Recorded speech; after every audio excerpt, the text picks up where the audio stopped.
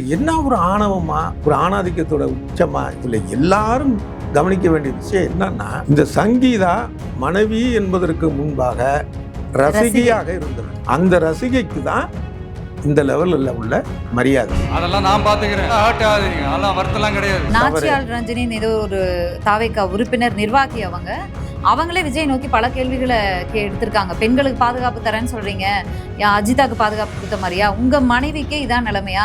அந்த சொல்ற வார்த்தை கூட. நாளைக்கு இன்னொரு கல்யாணத்துல இன்னொரு நடிகை கூட்டு வர, நம்ம இந்த நடிகை தான் அப்படின்னு நம்ம டிஃபெண்ட் பண்ணவோ ப்ரூஃப் பண்ணவோ நமக்கு வேலை இல்லை.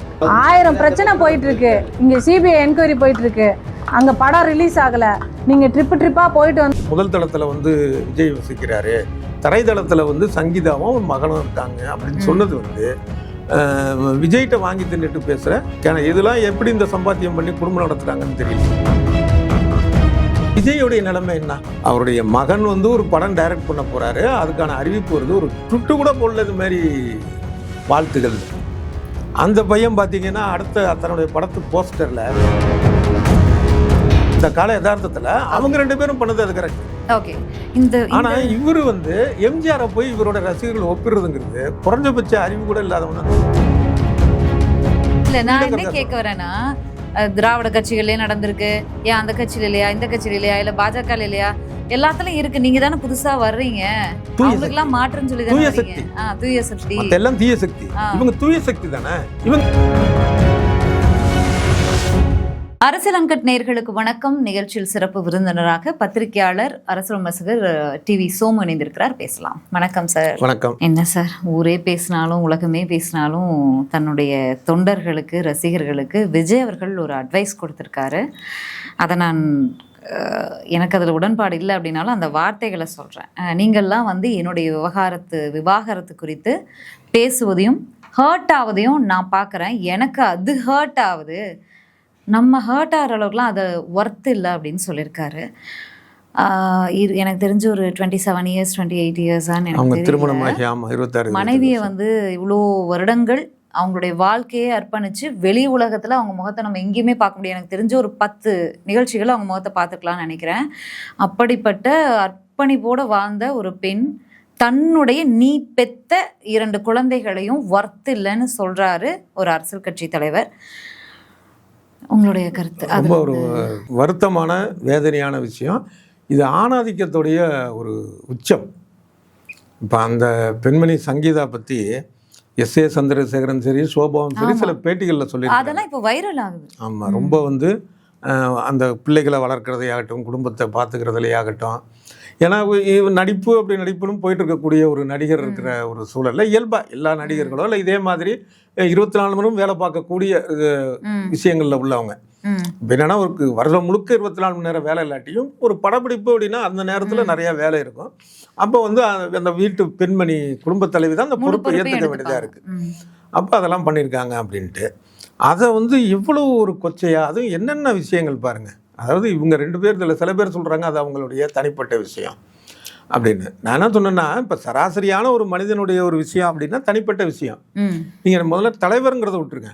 ஒரு நடிகர் அப்படின்ன உடனே கல்யாணத்துக்கு வந்து ஊரை கூட்டி, மீடியாவை கூட்டி ரசிகர்களுக்கு அந்த தகவலை தெரிவிக்கிற, பிள்ளைங்களுக்கு காது குத்துனா மீடியாவை கூட்டி சொல்லி தகவலை தெரிவிக்கிற. இதை தவிர இப்போ சோசியல் மீடியா வந்தோடனே எதுக்கெடுத்தாலும் ஃபோட்டோ போட்டு போடுறீங்க. தோழிக்கு கூட போனாலும் ஒரு ஃபோட்டோ. அப்படிங்கிறப்ப இப்போ இந்த விஷயம் என்ன ஆச்சுன்னு உன்னுடைய ரசிகர்களுக்கு ஏதாவது சொல்றது இல்லையா? நீ மீடியாவுக்கு வேண்டாம் கூட அது என்னோட தனிப்பட்ட விஷயம் சொல்லி அதோட முடிச்சிருந்தா கூட பரவாயில்ல. இல்ல, விமர்சனம் தான் ஏத்துக்க முடியும். அது ஒண்ணு தனிப்பட்ட விஷயமே அது இல்ல, பொது விஷயம், பேச வேண்டிய விஷயம் அது. ஏன் அப்படின்னா இவங்க 2 பேருக்குள்ள ஒரு மியூச்சுவல் அண்டர்ஸ்டாண்டிங் ஆயிருந்ததுன்னு வச்சுங்களேன். அது யாரு மேல தவறு சரிங்கிறது அவங்களோட விஷயம். மியூச்சுவல் அண்டர்ஸ்டாண்டிங் நம்ம பேச வேண்டியது இல்லை. ஆனா இந்த விவாகரத்து மனுவில் சங்கீதா குறிப்பிட்டிருக்கிற விஷயம்லாம் பார்த்தா பகீர்னு இருக்குது. அது ஒரு நடிகையுடைய தொடர்பு.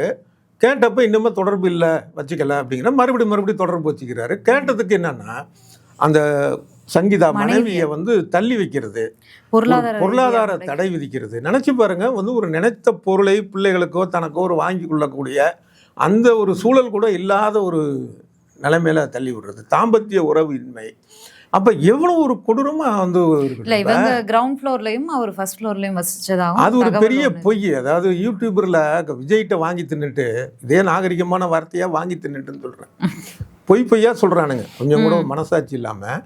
இப்போ அந்த மாதிரி வாழ்ந்தா இந்த அம்மா ஏன் என்னை வீட்டுக்குள்ளேயே விடலை, எனக்கு வந்து வக்கீல்களை வச்சு இவ்வளோ மிரட்டுறாங்கன்னு ஏன் மனு சொல்லுது? போட்டிருக்காங்க. ஆமா, அப்போ அது வந்து தெரிஞ்சே சொன்ன பொய். முதல் தளத்தில் வந்து விஜய் வசிக்கிறாரு, தரைதளத்தில் வந்து சங்கீதாவும் ஒரு மகனும் இருக்காங்க அப்படின்னு சொன்னது வந்து விஜய்கிட்ட வாங்கி தின்னுட்டு பேசுகிற இதெல்லாம் எப்படி இந்த சம்பாத்தியம் பண்ணி குடும்பம் நடத்துறாங்கன்னு தெரியல. கேவலத்திலையும் கேவலம். அந்த மாதிரி அவங்களுக்கு இந்திய குடியுரிமையே கிடையாது. அவங்க மென்ஷன் பண்ணிருக்காங்க மனுவிலேயே. அதனால எனக்கு வீடு நான் எங்கேயும் வாடகைக்கு தர மாட்டேன், எங்கேயும் போக முடியாது, உள்ள அனுமதிக்குமாறு மனு போட்டிருக்காங்க. இவ்வளோ டீட்டெயில் தான் போட்டிருக்காங்க அவங்க. போட்டிருக்காங்க.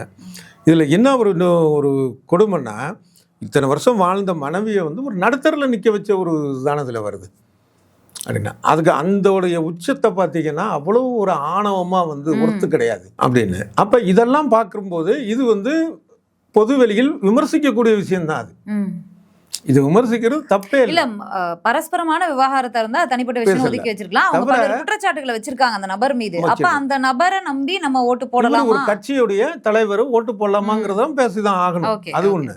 தவிர இவர் தான் சொல்றாருன்னா, ஒரு அரசியல் தலைவர்னா என்ன செய்யணும், நான் வந்து இந்த கொள்கை எனக்கு வந்தாலும் இதை செய்வோம் அதை செய்யும், அதை விட்டுட்டு உணர்ச்சிகரமான ஒரு பிணைப்பை ஏற்படுத்துறாரா.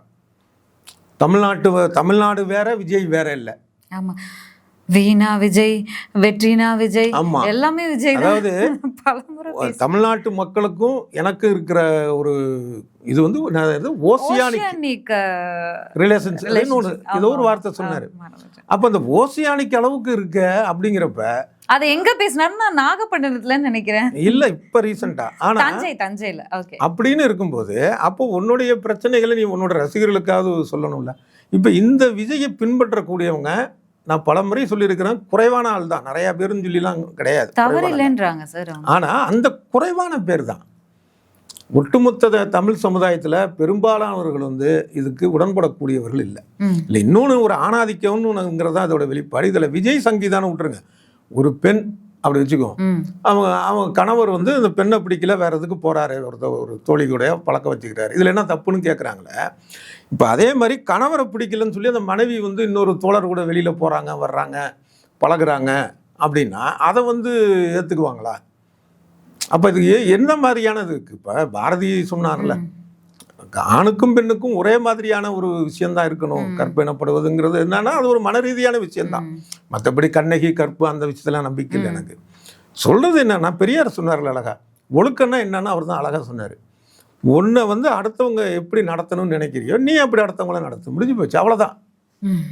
அவரளவுக்கு தெளிவாக சொன்னது யாருமே இல்லை. ஆனால் இது என்ன ஒரு ஆணவமா, ஒரு ஆணாதிக்கத்தோட உச்சமா? இதில் எல்லாரும் கவனிக்க வேண்டிய விஷயம் என்னன்னா, இந்த சங்கீதா மனைவி என்பதற்கு முன்பாக ரசிகையாக இருந்தவர். அந்த ரசிகைக்கு தான் இந்த லெவலில் உள்ள மரியாதை. இதை ஒவ்வொரு ரசிகையும் யோசிக்கணும். சொல்கிறாங்களே சில ரசிகைகள், நாங்கள் இருக்கோம், நாங்கள் வந்து தங்கச்சியாக இருப்போம், அக்காவாக இருப்போம், ஏன் ஒய்ஃபாக கூட இருப்போம் அப்படின்லாம்.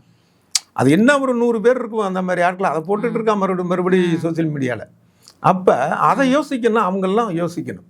இல்லை, இப்போ இந்த மாதிரியான சூழல்கள் தாவேக்கா நிர்வாகிகள்கிட்டேருந்து வர்ற விமர்சனங்கள், கருத்துக்கள் என்னவா இருக்குன்னா, எல்லா கட்சியிலும் தான் இருக்குது, எல்லாம் பேசலாமா, பட்டியல் போடலாமா அப்படின்ற மாதிரி அவங்க பேசுகிறாங்க, குறிப்பாக திராவிட கட்சியில்.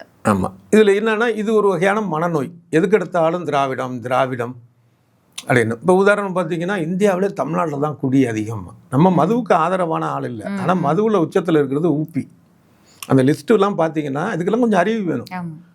ஒன்றும் பெரிய அறிவுலாம் தேவை கிடையாது. இப்போ பழைய மாதிரிலாம் பார்த்தீங்கன்னா போய் ஃபைலை புரட்டணுங்கிறது, கூகுள்னு ஒன்று ஃபோன்லேயே இருக்குது, அதில் தட்டி பார்க்கக்கூடிய குறைஞ்சபட்ச அறிவில்லாதவன் தான் அப்படி பேசிகிட்டு இருப்பான். இதில் வந்து தமிழ்நாடு இருக்கிறது வந்து 5வது இடத்துல தான் இருக்கும். அது அதுக்காக நியாயப்படுத்தலை, ஆனால் தமிழ்நாடு தான் ஃபஸ்ட்டுங்கிற மாதிரி. அதே மாதிரி எதுக்கு எடுத்தாலும் இந்த திராவிட மாஃபியா, திராவிடம் திராவிடம் அப்படின்னு இவங்க வந்து என்னென்னா கருணாநிதியை சொல்லுவாங்க, எம்ஜிஆரை சொல்லுவாங்க, இந்த மாதிரியானதை சொல்லுவாங்க. முதல்ல ஒரு விஷயம் நம்ம புரிஞ்சுக்கணும். இப்போ கருணாநிதியோ எம்ஜிஆரோ என்ன அவருக்கு சூழல் அப்படின்னா, 2000 வருடமாக தமிழ் சமுதாயம் உருவானதுலேருந்து இருந்த ஒரு மோசமான ஒரு பழக்கம் உலகம் முழுக்கவே தமிழ்நாட்டில் இருந்தது. என்னன்னா, ஒரு ஆண் பல பேரை திருமணம் செய்து கொள்வது அப்படிங்கிறது. மிக சில சமுதாயத்தில் ஒரு பெண் பல ஆண்களை திருமணம் செய்து கொள்ளக்கூடிய சமுதாயமும் நிறையா பேர் இருந்தாங்க, ஒரு கணிசமான பேர் நிறையா பேர் இருந்தாங்க. இன்றைக்கி சில பழங்குடியினர் அந்த மாதிரி விஷயங்கள் அந்த பாரம்பரியம் மாறாமல் இருக்காங்க, அது அருகி போயிடுச்சு. ஆனால் ஒட்டு மொத்தமாக பார்த்தீங்கன்னா இப்பயும் கொஞ்சம் பேர் இருக்கிறாங்க. இது 2000 வருடமாக ஒரு ஆண் ஒரு அரசராக இருக்கட்டும், இல்லை செருப்பு தைக்கிறவனாக இருக்கட்டும், இப்போ அந்த காலத்தில் செருப்பே இல்லைன்னு வைங்களேன், வேற ஒரு கூலி வேலை பார்க்குறவனாக இருக்கட்டும், ஒன்றுக்கு மேற்பட்ட மனைவிங்கிறதே ஒரு இதாக இருந்தது. இதில் 1955 தான் இந்து திருமண சட்டம்னே ஒன்று வருது. ஆமா. அதுக்கு முன்னால் வந்து பலதார திருமணம் தப்பு அப்படிங்கிறது சட்டத்திலே கிடையாது. அதை நியாயப்படுத்தலை. இங்கே வாழ்க்கை என்ன யதார்த்தமான ஒரு வரலாறோ அதை நான் சொல்கிறேன். அப்போ தப்புன்னு தெரியாத ஒரு விஷயத்தில் தான் இயங்கிட்டு இருந்தது. அப்புறம் 1955 சட்டம் வந்ததுக்கு அப்புறமும் அதை அப்ளை ஆகிறதுக்கு சில வருடங்கள் பிடிச்சது. எடுத்த உடனே இன்னைக்கு சட்டம் போட்டு காலையில் போட்டு 11 மணி சட்டம் போட்டு 12 மணிக்கு எல்லாரும் ஃபாலோ பண்ணுறதுலாம் கிடையாது. அதுக்கு தெரியாது. இந்த சூழலில் இருந்தது. இப்போ எம்ஜிஆர் எடுத்துக்கிட்டிங்க அப்படின்னா, அவங்க ஜானகி வந்து அவங்களுடைய 16 வயதில் திருமணம், 17 வயதில் குழந்தை பிறந்துட்டாங்க. அவங்க கணவர் பேர் வந்து கணபதி பட்டு மேக்கப் மேனை. அவர் தான் இந்த விஎன் ஜானகி, எம்ஜிஆருடைய விஎன் ஜானகி. அவர் வந்து சினிமா வாய்ப்பு தர்றாரு. அதில் முதல் படம் வந்து சின்ன ரோலில் நடிக்கிறாங்க. அதுக்கப்புறம் 2 பேருக்கு ஈகோ. அப்போ அவங்க மனஸ்தாபம் உள்ள நேரத்தில் தான் எம்ஜிஆர் கூட சின்ன ரோலில் நடிக்கிறாங்க. இது ஒரு பக்கம். அடுத்தது எம்ஜிஆருடைய மனைவி சதானந்தவதி காச நோயால் பாதிக்கப்பட்டிருக்காங்க. அவங்களுக்கு ட்ரீட்மெண்ட் கொடுத்துட்டு இருக்கிறார். இப்படி 2 பக்கமும் இருக்கக்கூடிய ஒரு சூழலில் அவங்க மனம் ஏந்து விஎன் ஜானகியை தன்னுடைய வீட்டுக்கு அழைச்சிட்டு போயிடுறாரு. இதுக்கு சதானந்தவதியும் அதுக்கு உடன்படுறாங்க. எல்லாம் 1955 முன்னால். அதே நேரத்தில் எம்ஜிஆர் வந்து என்னன்னா, தன்னுடைய மனைவியை கைவிடலை. தனி டாக்டரு செவிலியர்கள் வைத்து வீட்டில் வச்சு அவ்வளவுதான் பார்க்குறாரு. தனி செவிலியர், அதாவது நர்ஸு. அடுத்தது ஜானகியோடைய மகனை தன்னுடைய மகனாக வளர்க்குறார். அவர் எங்க? இதெல்லாம் 1955 முன்னாடின்னு மறுபடி சொல்கிறேன். ஏன் டைவர்ஸ் பண்ணிட்டு கல்யாணம் பண்ணியிருக்க வேண்டியது நம்ம? அப்போ டைவர்ஸுங்கிறதே கிடையாது அப்போ. ஆனால் விஜயோடைய நிலைமை என்ன? அவருடைய மகன் வந்து ஒரு படம் டைரக்ட் பண்ண போகிறாரு. அதுக்கான அறிவிப்பு வருது. ஒரு ட்விட்டு கூட போடல இது மாதிரி வாழ்த்துக்கள்னு. அந்த பையன் பார்த்தீங்கன்னா அடுத்த தன்னுடைய படத்து போஸ்டரில் விங்கிற இன்சியலே எடுத்துகிட்டு இப்போ எஸ்ன்னு போட்டிருக்காரான். சங்கீதா அப்படின்னு அவங்க அம்மா பேர். இதில் இந்த இதில் மகள் லண்டனில் படிக்கிறாங்க. அவங்க பட்டமளிப்பு விழாவுக்கு நேராகவும் போல ஒரு வாழ்த்தும் சொல்லலைங்கிறாங்க. மனைவியை தான் எவ்வளோ ஒர்த்து இல்லை அப்படிங்கிறதுக்கு பேசினார். இல்ல பிள்ளைகளையும் சேர்த்து சொல்ற மாதிரி தான் இருக்கு. ஏன்னா அவங்க வீடு இல்லாம எங்கேயோ இருக்காங்க. வீடே இப்போ அவங்களுடைய மனைவிக்கு சங்கீதாவுக்கு வீடு இல்லைன்னா மகன் என்ன செய்வா? அதையும் சேர்த்து தானே பார்க்கணும். இந்த லெவலில் இருக்கிற விஜயும் தன்னுடைய மனைவியின் குழந்தையும் தன்னுடைய குழந்தையாக பார்க்குற எம்ஜிஆரும் ஒன்றா. அதனால் இது வந்து எம்ஜிஆரையும் இவரையும் ஒப்பிடுறது அப்படிங்கிறது வந்து, அதாவது இன்னைக்கான ஒரு கூலிங் கிளாஸை போட்டு கடந்த காலத்தை பார்க்கக்கூடாது. அன்றைக்கான சூழல் என்ன, அதுக்கான விஷயம் என்ன. அதுவும் சொல்லப்போனால் அந்த காலத்தில் 1 மனைவி 2 மனைவி 3 மனைவின்னு வச்சுட்டு எக்ஸ்ட்ரா ஒரு 7-8 பேர் வந்து வெளியில் தெரியாமல் வச்சுருப்பாங்க. இல்லை, இதெல்லாம் வரலாறு நடந்த விஷயம், எல்லாருக்குமே தெரிஞ்ச விஷயம். அப்போ எம்ஆர் ராதாவும் ஜெமினி கணேசனும் தான் என்ன பண்ணாங்க அப்படின்னா, பெரிய பெரிய நடிகரெல்லாம் கூட வெளியே தெரியாமல் அப்படின்னா பெண்களை வந்து வாழ்ந்தது உண்டு. இவங்க தான் என்னன்னா, அவங்களுக்கு அங்கீகாரம் நான் தரேன், இதில் என்ன இருக்குது, எல்லாருக்குமே வீடு, எல்லாருமே மனைவி தானே வெளியில் அழைச்சிட்டு போகிறது. நான் மறுபடியும் சொல்றது சரி தப்புங்கிறது நான் சொல்லலை. அந்த கால யதார்த்தத்தில் அவங்க 2 பேரும் பண்ணது அது கரெக்ட். ஓகே. ஆனால் இவர் வந்து எம்ஜிஆரை போய் இவரோட ரசிகர்கள் ஒப்பிடுறதுங்கிறது குறைஞ்சபட்ச அறிவு கூட இல்லாதவங்க தான் தெரியும். வரலாறு தெரியாத, இல்லை உண்மைன்னா என்னன்னு தெரியாத அறியாமையில் உள்ளவங்க தான் ஒப்பிடுவாங்களே தவிர வேற யாரும் வந்து அந்த காலத்தில் இருக்குன்னு இல்லை. இன்னொரு முக்கியமான விஷயம், இந்த திராவிடன்னு சொல்கிறோம்ல, இப்போ பாஜகவில் சேர்ந்த ஒரு முன்னாள் எம்பி நடிகர் தர்மேந்திரா, அவரு ஹேமமாலினியை கல்யாணம் பண்ணார், எல்லாம் தெரியும். அதுக்கு முன்னாடிய பிரகாஷ் கவுர்னா அவருக்கு வந்து ஒரு மனைவி, அதை டைவர்ஸே பண்ணாமல் தான் இதை ஹேமமாலினி அழைச்சிக்கிட்டு எல்லா இடத்துக்கும் போனார் வந்தார். அவர் பாஜக. அது பிரச்சனையாச்சு. என்ன பண்ணாருன்னா, நான் முஸ்லீமாக மாற போகிறேன்னு சொல்லிட்டு ஏதோ ஒன்று பண்ணார். 2004 தேர்தலில் அது பிரச்சனையாச்சு. அப்புறம் வந்து புனித பாரத பிரதமர் மோடி, அவர் யசோதா பெண்ணு ஒரு பெண்ணை கல்யாணம் பண்ணி பண்ணார். இவங்கெல்லாம் வந்து திராவிடம் கிடையாதுல்ல, பாஜக அவங்க. அதே மாதிரி பார்த்தீங்கன்னா காங்கிரஸில் பார்த்தீங்கன்னா ஊபியோடைய முன்னாள் முதலமைச்சர் என்டி திவாரி, அவர் வந்து பல வருஷம் வரைக்கும் வெளியில் சொல்லாமல் இருந்துட்டு அவர் சொல்கிறாரு, எப்படின்னா புள்ளெல்லாம் வளர்ந்து பெரிய ஆளாயிடுச்சு, அதுக்கு ஒரு பையன் தெரியாது. அதுதானே நிலைமை. அவர் முன்னாடி வந்து அந்த இதில் வந்து தேர்தல் நடைமுறையின் போது மென்ஷன் பண்ணவே இல்லை. ஆமாம், கரெக்டு. அப்போ அந்த என்டி திவாரி பற்றி இதில் அவர் பையன் ரோஹித் சேகர்னு, அவர் நல்லா வளர்ந்ததுக்கப்புறம் கோர்ட்டில் கேஸ் போடுறாரு. என்டி திவாரி தான் எங்கள் அப்பா ஆனால் மறைக்கிறாருன்ட்டு. அப்ப நீதிமன்றத்துல டிஎன்ஏ டெஸ்டட்னு வருது, அதுக்கப்புறம் இவர் ஒத்துக்கிறாரு. ஓகே, இதே மாதிரியான ஆக சம்பவங்கள் தமிழக அரசியல் களத்திலயும் நடந்திருக்கு. நம்ம வந்து இல்ல அதை நான் என்ன சொல்றேன்னா, பேசல நினைச்சிட்டு போறாங்க. எதுக்காக நான் வந்து சொல்றேன் அப்படின்னா, ம். எதுக்கெடுத்தாலுமே திராவிடம் திராவிடம் இல்லை, இந்தியாவிலேயே திராவிடம்ங்கிறது அது திமுகவோ அதிமுகவோ இருக்கிறதுனாலதான் இல்ல சார், ஒரு இல்ல இதை கேள்வி. சொல்லிக்கிறேன். இந்தியாவிலேயே தி பெஸ்ட் சாலை வசதியா இருக்கட்டும், மருத்துவ கட்டமைப்பா இருக்கட்டும், பள்ளிகளா இருக்கட்டும், இங்க குறைகள் இருக்கு இல்லைன்னு சொல்ல வரல. ம், ம், ம். மற்ற மாநிலத்தை விட சிறப்பா இருக்கிறது சுகாதார. சின்ன கிராமத்துல கூட பாத்தீங்கன்னா சுகாதார மையம், ஒரு பெண் கர்ப்பிணி ஆயிட்டான்னு சொல்லி நீங்க போய் பதிவு பண்ணீங்கன்னா பிரசவம் முடிகிற வரைக்குமான பாதுகாப்பானது எல்லாமே இங்கதான் இருக்கு.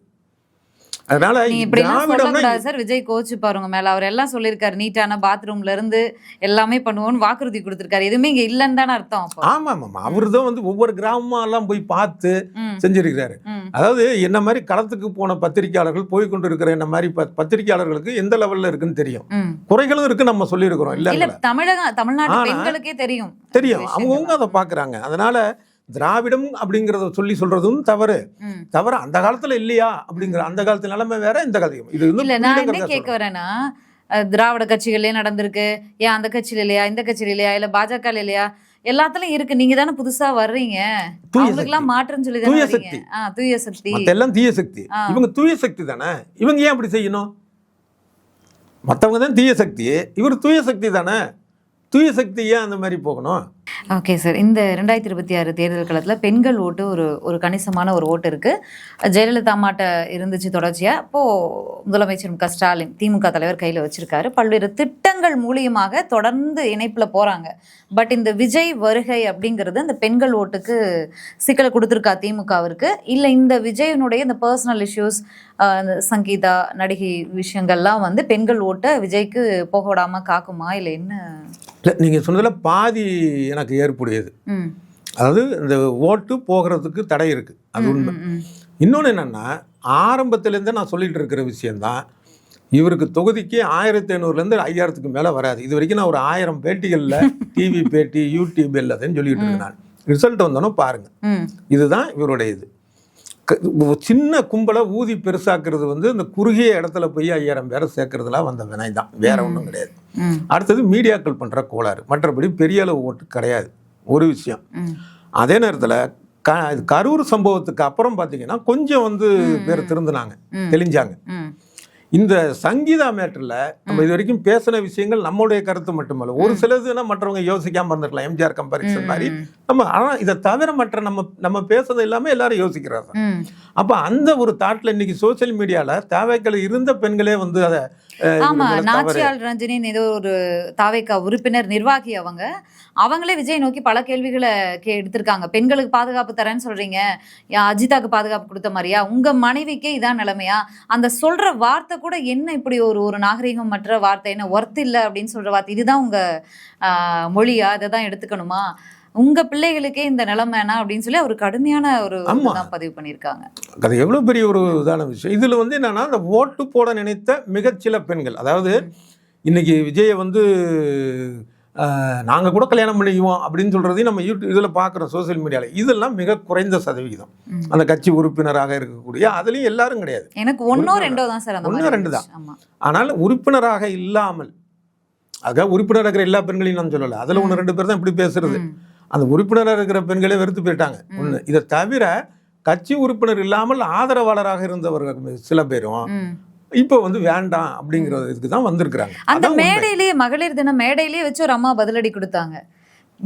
தளபதி விஜய் அவர்கள் வந்து பெண்களுக்கு பாதுகாப்பு கொடுக்கணும்னு பேசுறாரு, இந்த விஷயம் வந்து முதல்ல வீட்டுல இருந்தே தொடங்கணும் அப்படின்னு சொல்லி அங்கேயே ஒரு அடி கொடுத்துருக்காங்க. அது எவ்வளவு ஒரு ஆதங்கம் அப்படிங்கறத அவங்க சொல்லி இருக்கிறாங்கல்ல.